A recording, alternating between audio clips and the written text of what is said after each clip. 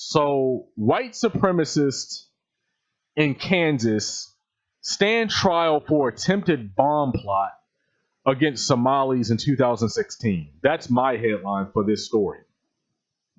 I came across this story from Atlanta Black Star, and the title of Atlanta Black Star's, article is "Militia Member Turned Paid Informant Helps Authorities Thwart Bombing Attack on Somalis Living in Kansas." Now, like I said, this story is from 2016. So this story, I'm not talking about something that just recently happened. They're just now standing trial. That's why the story is now being, talked about, more recently in a few, on a few publications and on a few platforms. But this story ties into what's going on in Austin, Texas right now. Oh, I wasn't even planning on talking about Austin, Texas, because I talked about Austin, Texas on the last show, episode 19, and there wasn't really any major update in the story. Then last night, as I was getting together the stories that I was going to do in today's show, today's live stream, I saw that there was another bombing. Okay, so I was like, oh my God. So there was another bomb that went off in Austin, Texas last night. This is the fourth terrorist bombing in a major U.S. city. Okay, and the media they're covering it. Like, before I went live today, I saw MSNBC and CNN covering the what do you call it?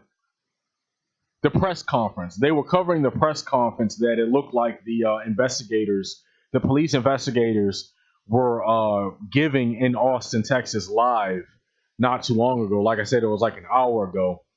And so, CNN and MSNBC were covering it, but it's still not the same. It's not the same, fear mongering, and it's not the same emphasis that they put on it when it's a Muslim. Okay, and we all know this. They give that stuff wall-to-wall coverage. Okay, so the media has been real funny style. Trump is silent. Trump is completely silent. He has, as far as I'm aware, he hasn't said anything about it at all. Okay, and the police are acting like they don't know what's going on. Now, look, I'm gonna give them some wiggle room, but because these bombings are they keep occurring, and so that's like they have to keep adding new incidents to their investigation. Okay, but if a month goes by, if 2 months go by, if 3 months go by, and look, I know you have cold cases.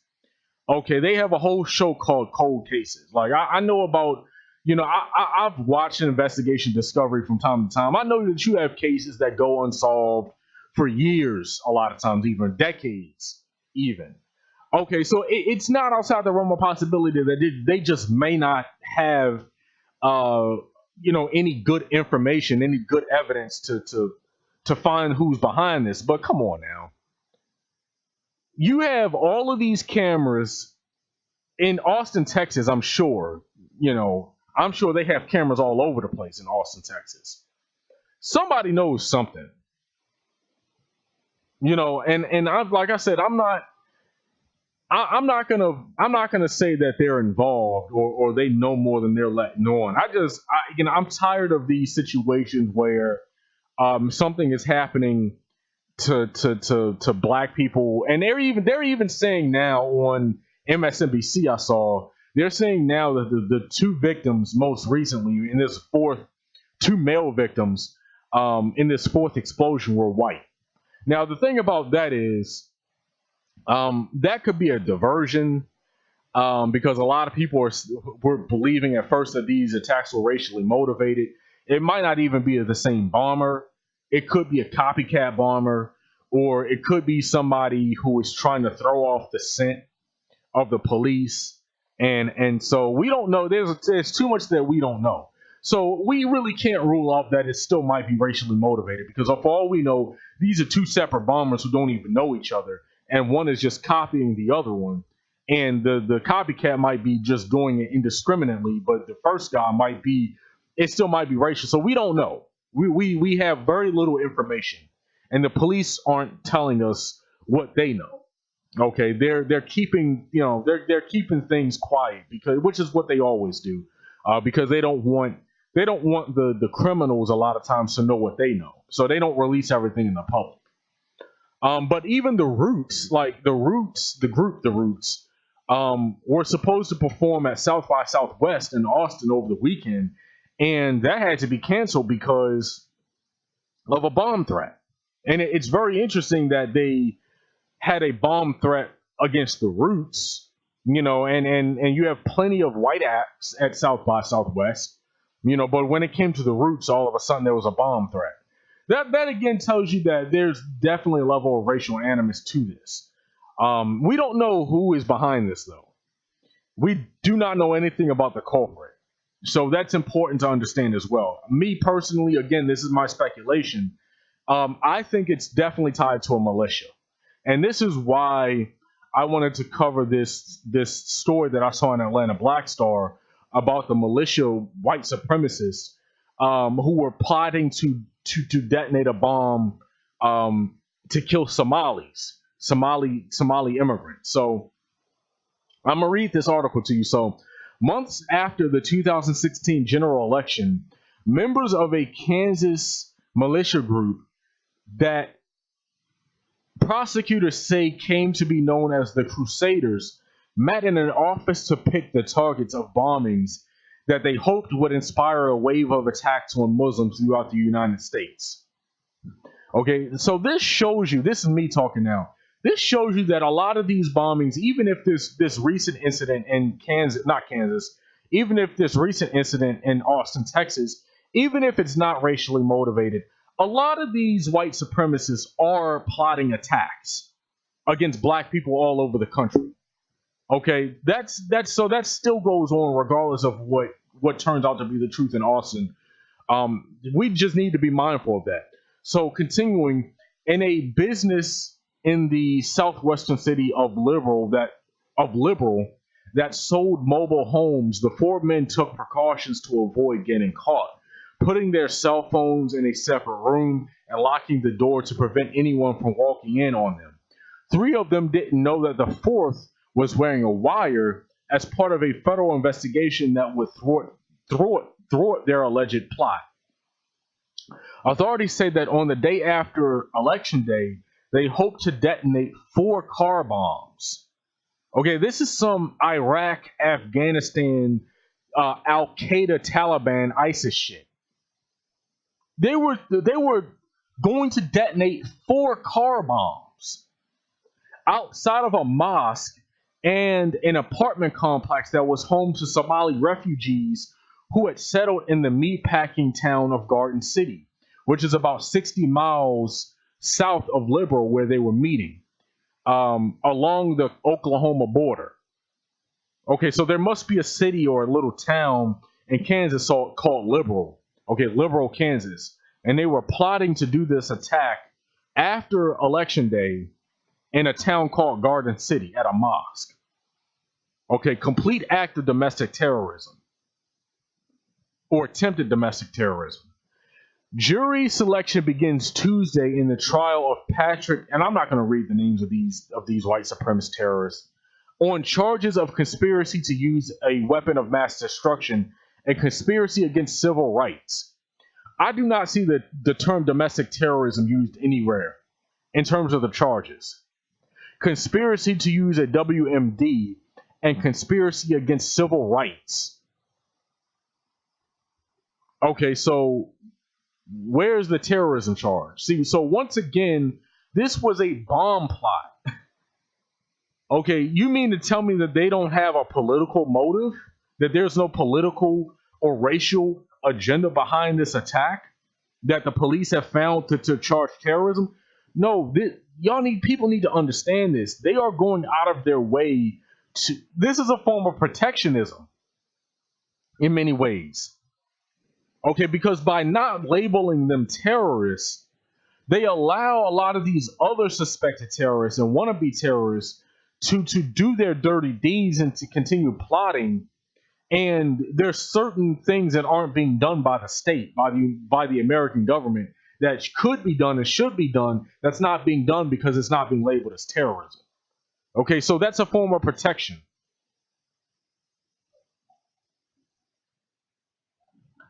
So they'll talk about it's a conspiracy against civil rights, but it's not a conspiracy to commit an act of terrorism. That's bogus. That's completely bogus. They said the prosecutors say the militia's leader also faces an additional weapons-related charge, so weapons charges, and one other person faces charges of lying to the FBI. And they have pleaded not guilty. If convicted of the weapons of mass destruction charge, each could be sentenced to up to life in prison. Okay, but nothing is being done about this politically. And that's why they're not charging them with terrorism. Okay, that's why they're not being charged with terrorism, because if they charge them with terrorism, then that means and that forces them to do something about this politically. Okay, and that's what they do not want to do. They do not want to make any political moves against the white supremacists en masse. Okay, it's deeply, deeply problematic. Prosecutors have said that a militia member tipped off federal authorities after becoming alarmed by the escalating talk of violence and later agreed to wear a wire as a paid informant. The government's case features months of profanity-laced recordings in which militia members discuss plans and refer to the Somalis as, quote, cockroaches. Okay, so these were white supremacists doing white supremacist things, calling the black Somalis who they were planning on attacking, calling them cockroaches and whatnot. They're not cockroaches because they want to kill innocent people. That's not something cockroaches do. You know, they're upstanding Americans, but you know, it's the cockroaches that they're killing. That's their logic. That's the illogic nature of white supremacy. According to prosecutors, Stein was recorded discussing the type of fuel and fertilizer bomb that Timothy McVeigh used in the 1995 Oklahoma City bombing. So this wasn't something small that they were planning. They were planning a huge terrorist attack. Okay, and the Oklahoma City bombing killed 168 people. But Stein, one of the culprits, was arrested when he delivered 300 pounds of fertilizer to undercover FBI agents to make explosives. Okay? So they're pleading not guilty. In the last video, before my computer started acting real funny, I was talking about the lack of terrorism charges that these men are facing. You know, which I said before, like, this is a form of protection. This is a form of because if you start labeling this stuff as terrorism, it means the politicians have to do something about it. It means the politicians have to do something about white supremacy, and they don't want to do anything about white supremacy. They want to protect white supremacy under free speech. That's what they want to do. Okay, and you can't do that if you label it as terrorism, as a form of direct domestic terrorism. Then you can't say, oh, it's just a free speech issue anymore. That excuse becomes that excuse is thrown out of the window at that point. All right, so just be mindful, be on the lookout for these white supremacists, and be mindful that regardless of what happens in Austin, Texas, whether it's a white supremacists who are behind it or not, just be mindful that the hate crimes are skyrocketing under Trump. Okay, you have these domestic terrorists who are attempting to wage, all types of war on black and brown people in this country. And you just have a lot of people in this country who don't want to take this seriously, who want to act like these are isolated incidents, who want to act like these people aren't being inspired by the hate speech and the hate rhetoric of white supremacy. Okay, and it's going to cause a lot of problems. It's already causing problems, so serious problems, and it's already getting people killed. Okay, this willful ignorance has to stop. There's a lot of willful ignorance around white supremacy and the threat that it poses to democracy and the threat that it poses to people of color and even white people in this country. Because white people are getting caught in the crossfire now. Because even if you look at Parkland, Florida, it was a white supremacist who was behind that. They like to play that. That's again, even if you look at Parkland, they want to play down this dude's white supremacy. Okay, it came out that he was associated with a white supremacist militia in Florida, and then they had to come out and distance themselves from the killer. Okay, after they came out and was bragging about it, then they had to come out and distance themselves from it. Nobody's bringing this up in the media. Okay, and I would put money on the fact that nothing's being done about it legally against them, because I haven't read anything stating that. And you had photos of him on Instagram, the killer, of Parkland, the Parkland students, on Instagram with his little red "Make America Great Again" hat. Stop being willfully ignorant, and stop thinking that rhetoric isn't inspiring these people to commit acts of violence and acts of domestic terrorism. There's a lot of willful ignorance right now in this country. A lot of it.